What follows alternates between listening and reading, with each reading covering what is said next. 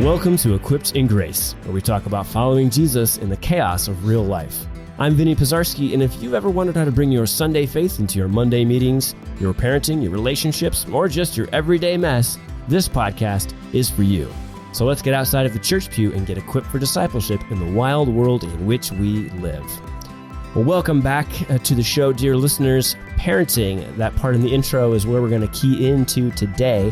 On our previous episode, we were with Debbie Reddick, who gave us some wisdom on parenting children to be raised up in the Lord and to follow Christ and what it looks like to make faith real for them. In this episode, we're going to move to the next season of life, teenage years, which I think can be the most fun, one of the most fun seasons, but maybe one of the most trying seasons as well. There's a lot of growth happening, a lot of change happening. With us, again, is Debbie Reddick, so welcome and thank you for joining us. Thank you. And we'll dive right in there. Parenting teenagers to follow the Lord. Again, if you haven't watched our previous episode, go back and listen to it. Debbie is a parent of 8 kids, 6 boys, 2 girls. So there's some overlap here, which I had to imagine made it yes. more interesting. Yeah. Some of your kids are teenagers. Some of them are maybe still in diapers. Right. And walk us through that season. What did you guys do to help your teens follow the Lord? And you had to do this 8 times. Yes, we did. We did. But this is probably something that a lot of people might find controversial.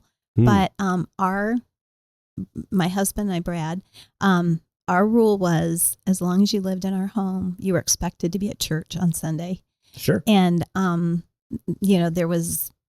it was not an option. We both grew up in a household like that, and we feel we were better for it. It didn't hurt us, but it was the same for our kids, because even teenage kids, brains aren't fully developed, and they're not always going to make the best choices, and they need to learn to be in community with other Christians. They have so many outside influences, especially at school with non-Christian friends, that they need to be able to find their group that they can connect with, of other kids who also have a heart for God, and know where they can maybe turn to if they need some support and encouragement. So not only in the home, but outside of the home, in the Christian community, they need to have that source as well. So they were expected to be at church, and they did it. Yeah. They came. And, it wasn't one of those things where on Sunday morning, if we go to wake them up, and we were struggling getting somebody up, that was like, we'll can't get them up, we'll go without them. No, they eventually got up. They had to get up. Mm-hmm. And so they were expected to be at church, and that was a big thing. We talked last time about devotion time with our littles and how that looked when the kids got to teenage years. They might be doing homework. They might have just come home from a practice or some kind of an activity. We would hold devotions until everybody was home. Mm-hmm. And then babies on up were expected to be in the hallway to do devotions again, whether it be, reading scripture together, reading a Bible story, doing prayer time together, and everybody was expected to pray. And then the olders, the teens could go back and downstairs and finish homework or whatever it was that they needed to complete before they went to bed. But we were all in that hallway together every night doing that. That's really cool. The big thing I'm drawing from that is grounding. Mm-hmm. Without having to ground them, right? Right. It's not a punishment thing, right? But a sense of roots, right? Foundation. Right. Intentionality was a big thing we mentioned in the last episode, just being intentional with that God was intentional in how he puts our families together, right? And the people that are born or adopted into our families. Mm-hmm. Therefore, we should also treat each other, parents and siblings, kid to kid, parent to kid, treat each other with that same level of intentionality. What you just did in saying your kids had to be to church on Sunday, it wasn't an arbitrary rule. You just mentioned all the intentions for why that is. And I think that translates to kids, whether or not they heard those intentions spoken out. I don't know if that was something you went over, here's why. But whether I'm big on that, like whether you choose to, however you choose to do this, do it with intention, because that's the part that kids will pick up on. And so I like that church as a rule, but here's why, because you're absolutely right. I had friends in high school that were not Christian. We're going to get a lot of different influences. They're going to get exposed to a lot. That's going to happen. No control over that. Having that place where there's still going to be, while they're figuring it out, whether or not they've chosen Christ for themselves, there's still that sense of grounding, that sense of here, though, is a home base while you're learning, figuring this out, growing into it. And then to still do devotional time to make the teens do it. Yeah. Yeah. But I had to imagine, and maybe this can lead into our next question or another example, but I had to imagine while they're going through, there's some life-shattering things that are going to happen in those teen years between high school and into college, where reality is going to get altered or questioned, or they're going to go through something they haven't experienced yet. That devotional time, though, had to be a decent reset, whether or not they ever voiced it. Right. But a decent, like, this is going to happen every night. And that consistency is good, I'm told, for families and kids. Were there ever times where, like, the kids hit a big earth-shattering bump during those teen years? How did you guys get through that? Yeah. Now, I don't ever remember any really difficult time with them, in that regard. The one thing is, like I said, in the previous podcast, that everybody at devotion time was expected to pray out loud.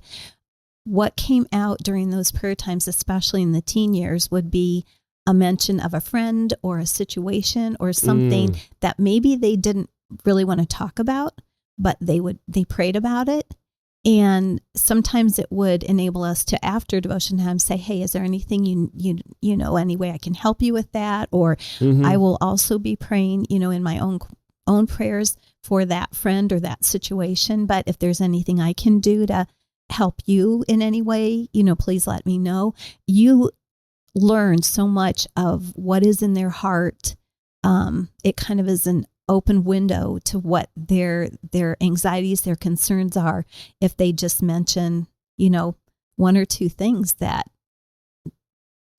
is important to them and is concerning them, then you can support them better in your own prayers. But it also, without prying and prodding, just make yourself available as a support person for whatever that situation is. And, let them know that I will continue to pray, but I'll also, if there's any way I can help, just let me know.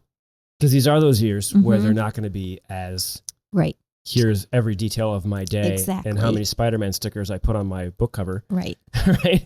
Like now they're going to be, you don't want to pry because then, because some people just shut down. Just, nope, not comfortable talking about this. But in doing this with the kids growing up, there's now this safe space. There's this consistent space where they can now, of their own volition, recognize, hey, this is where I can address this thing that's on my mind, that's bothering me. Yeah. Or that's, concerning me right now. Yeah. Yeah. Which thus, gives you the window of opportunity to gently, just make yourself available to that situation. Right. That's really, really cool. And sometimes it led to some good once they were, away from the whole family unit, to have a good conversation. Sometimes it was like, they didn't really want to talk about it, but you knew that you could continue praying for whatever that was that they had mentioned. So yeah. And another thing too, in teenage years, again, sometimes they just don't feel like talking. So another thing that Brad and I would do, we always pack lunches. The kids rarely bought school lunches. So every night we packed, and it was, the kids packed. They would roll some dice, and whoever got the lowest number had to do all the sandwiches, and somebody else, it would go by. You guys assembly line this. Yeah, but if you rolled the low, it didn't matter. It could happen 3 nights in a row, which it did to John one time. It's like, hey, this isn't fair, but that was how it worked. That is that person had to do the all the sandwiches. I want to steal so, that. Yeah.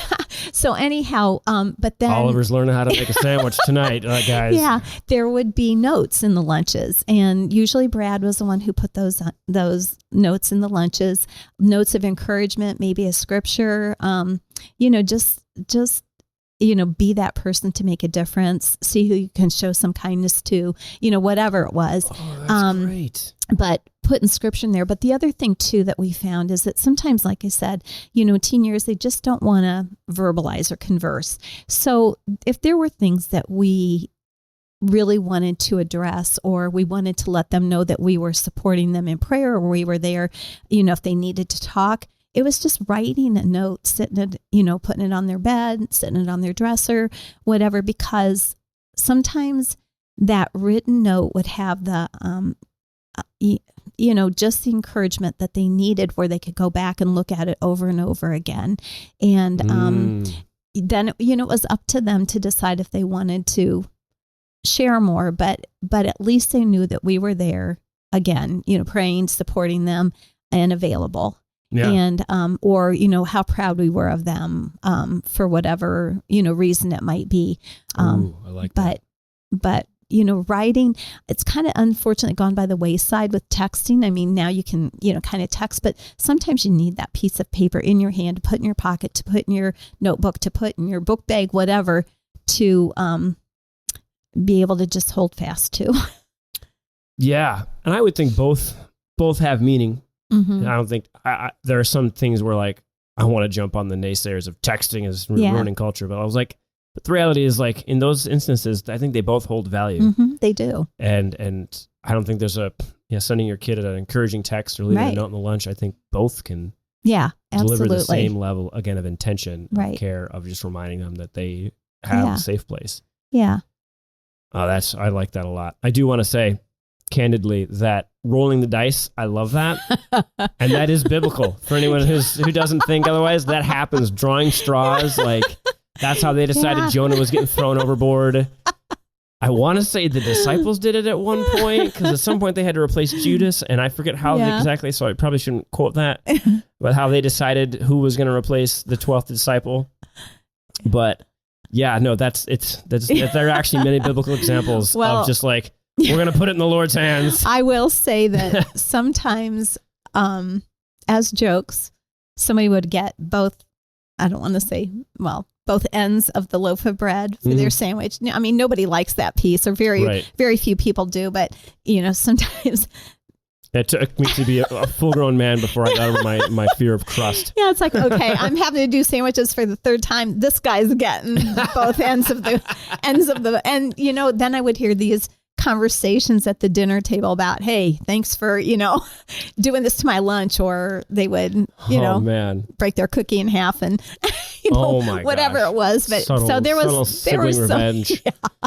So if that's the way they get back at each other, though, that is the lesser of many evils. It ended up, they would sit and laugh at it, and I think half the time they probably got to the lunch table and were kind of excited to find out what had happened to their lunch. Right. Well, with guys, I think your 6 boys are in the middle, aren't they? Yes, they are. The girls on each end. And then a girl. So with guys, that is kind of how we a certain level of prankery is part of the camaraderie. So yeah. I imagine the sisters would have found that annoying. Not so much. Okay. But well, at this point, they're outnumbered. Yeah, they are. So they just roll with it. But yeah, it was always fun to find out what somebody had done. That's tremendous. But they didn't go hungry. So. Well, so then we got some tips there on how to raise kids in faith, but also that is a clever problem-solving solution. We have 8 lunches to pack. Yeah. Assembly line, here we go. Roll the dice, you get this job. Yeah. I'm stealing that dice thing. Because then it's not, the kids can't even blame the parents. Man, I always have to do such and such. No. Yeah. No, you rolled the dice. Well, and they were respectful of the outcome of the dice. They did a good job. Well, because it's almost like it's a higher power. You have no say. Yeah. Mom's not making you do this. It was the dice. Well, and it's like a board game. I think one time I did say, you know what, you have done the sandwiches every night for how long, and I'll do it. Well, and they'd be like, no, that's what I rolled. That's what I have to do. So character. Yeah, it was. There's that character showing up. Well, you made the precedent for it, right? You set the example, and then it is, I see what you're saying. We said this before the show, of the kids kind of start holding each other accountable a little bit. Yeah. Maybe we'll go there next. Yeah. Where like, you've set this precedent, this is the pattern, and so like, they're not going to back out of it. Right. Like, no, I'm frustrated, but this is what I'm going to do, which is a very good life skill. Mm-hmm. So let's talk about that a little bit, because you do have kids of all ages now. Mm-hmm. And the oldest ones are entering the teen years. How did they hold each other accountable? They probably set a little bit of an example for the younger kids. They did. If the olders and you try to be respectful of the age differences, and that the olders shouldn't have to watch kiddie shows all the time or whatever. Mm-hmm. But if they had something on that clearly was not, or that wasn't really appropriate, it'd be like, you got to turn it off. Mm-hmm. And like, oh man, everybody, is watching this. It's like, sorry, not in this house. Music was another thing, on our car radios, it was always Christian music. And they didn't seem to mind, but they knew that's what we listened to. So, and they did, and especially after their dad passed. And I think, the boys especially held each other accountable. I remember one time when one of them, it was his senior year, they spent a lot of time together, the kids did, the boys especially, doing things together. But two of them had gone off to college. David was the next one, and that was a senior. And it was a Saturday night, and I can't remember where everybody else was at. But I'm like, I would always be saying, why don't you go out and do something with friends? Well, he did come to me and he said, hey, do you care if I go over to so-and-so's house? And I'm like, yes, he's going to, and I said, absolutely. Yeah. I said, go right ahead. He's back 45 minutes later. And I said, what are you doing home? And he said, they decided to go somewhere and do something that you wouldn't want me to be a part of. So I came home, and my heart just sank, and I didn't ask what it was. That wasn't important. I just said, David, I'm so sorry you had to make that choice, but I am so proud of you. And he was home alone on a Friday night. And, but I think, he knew, number one, that whatever it was, wasn't something that would be God honoring. And the other thing is that he couldn't disappoint the other brothers or, his sisters by doing something that wasn't, in line with what we believed and what he knew was okay to do. So cord of many strands. And I never did find out what it was. Never asked, but I just let him know I was proud of him, and I was proud of the choice he had made, and it meant being home alone. With me. Yeah. Well, Mom, want to watch Smurfs? That's great. And I love these rubber meets the road type of moments where in the previous episode, we talked about one of your kids in 5th grade having to go through a hard year, a hard class with teachers who were struggling because they were having problems in their personal lives that were coming out in the classroom. Yeah. And you kind of having to encourage your kid through that and encourage your kid to be the blessing in that situation. Right. Now we're on the other side where they're having to make this decision. This is the hard part for parents in teenage years is you have to give them that autonomy. Right. Otherwise, I'm told what happens is it explodes in the college years, this sudden rush of freedom, and then all the irresponsible decisions come out. So you have to give them that autonomy in the high school years to be able to make that decision, to be presented with the choice. Right. And hope that they make the right one, which when you've built this culture into your house, and there's probably a certain level of, I don't know, well, it has to help a little bit of all these other siblings, especially now you said that your husband had passed at this point. Right. So there is now this accountability, which is a big part of the Christian faith. It's something we're talking about in our church right now, getting into life groups, getting into a group of other people, because we can't do faith alone. No. Yeah, you need community. Yeah, because there's going to be a point at which we're down. The easier thing to do is going to be to make a decision that we know either isn't God honoring or isn't good for us in the long run. Right.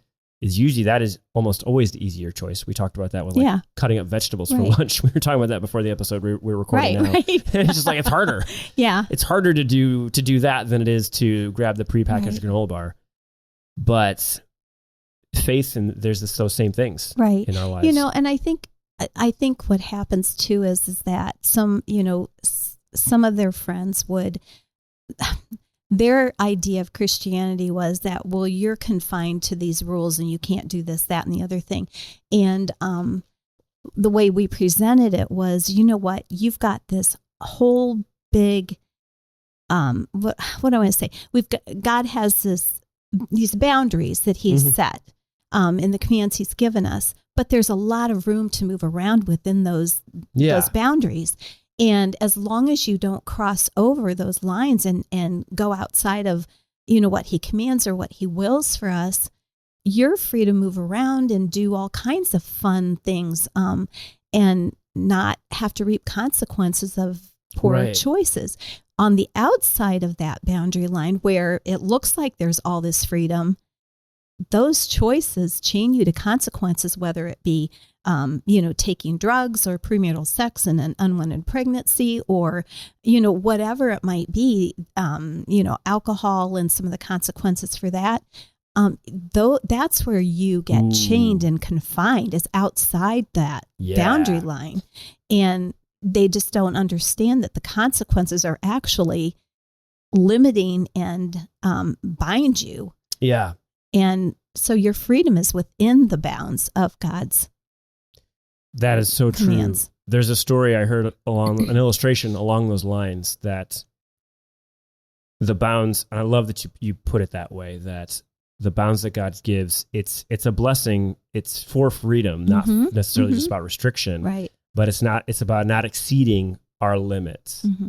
So maybe who knows what it was. Maybe they were all those boys were going to go to Hooters or someplace worse. Maybe, a place that objectifies women. Those come with their own addictions and chains and binds. Right. And it starts with taking a fellow human being and objectifying them, putting them down at that level of an object. Right. That's something that God says we should not do to our fellow human being. And that comes with its consequences, doing it. The illustration I heard was, it's like if a fish jumps out of water and falls on land or lands on like a boat dock or something, it has exceeded its God-given limitations. Yeah, right. God doesn't come up with a stick and then beat it to death, not to be grim. Yeah. But that's not what God does. It has exceeded its natural bounds. Therefore, it's going to deal with the consequences. Right. That's a good analogy. Of its actions. So, but if it stays in the river, it has all kinds of freedom, all kinds of places it can go, and all kinds of things it can do. But if you go out, so I like that you said that, because it is true in our culture. We look at the rules of Christianity and of any religion, but Christianity, I feel like it's a bad rap as being restrictive, and you can't do all these fun things. Well, no, a lot of times the fun things actually come with chains, which is, if I was the enemy, boy, what a way to package. Right. Exactly. What a way to make it look to draw people away from what is actually good for them. So, thank you for sharing that. That, I think, that'll stick with me in many different ways, but certainly for those of us, there's just so much there. There's just so much there. I think that alone is a great way to pitch it to your teenage kids, to helping them understand as they're going through those, if your church does confirmation, ours does, as they're choosing whether or not they want to make this faith part of their life, to help them understand the purpose of the rules, because that's kind of the big thing in the teenage years. Right. Yeah. Is they've done this thing, they've been raised in this thing, but now they're starting to question this thing and why they're doing it. Right. Were there any other moments like that where they were like questioning stuff and you had to kind of walk them through some tough things before we close? I don't really remember any hard things, and I like that. And I know kids do go through that, and especially, as they get into college years and they have those, they can make more of those choices. I mean, our kids were not they did live on campus. We did tell them we'd like for you to live on campus 1 year, because we wanted them to get the college experience, and then prayed our hearts out to make sure that they were safe. But they would come back home. They would, go to a church.